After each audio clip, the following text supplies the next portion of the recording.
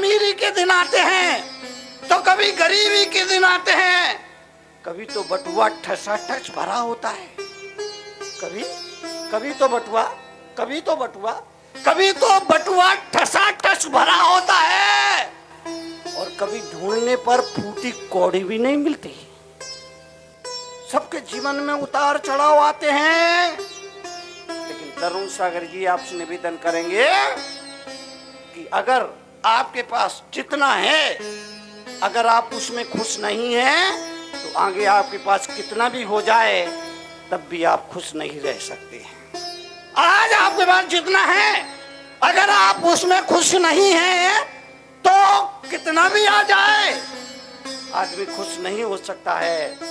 इसलिए जीवन के लिए एक ही वक्तव्य याद रखना, जीवन के लिए एक ही वक्तव्य याद रखना, जीवन के लिए एक ही वक्तव्य याद रखना। चेहरे पर मुस्कुराहट वापिस आए, इसके लिए मेरी एक ही बात ध्यान रखना। अभाव की जिंदगी में भी खुशी का जीवन जी सको, इसके लिए मेरी एक ही बात रखना, याद रखना। और वो बात है बस इतना याद रखना है कि जो प्राप्त है वो पर्याप्त है।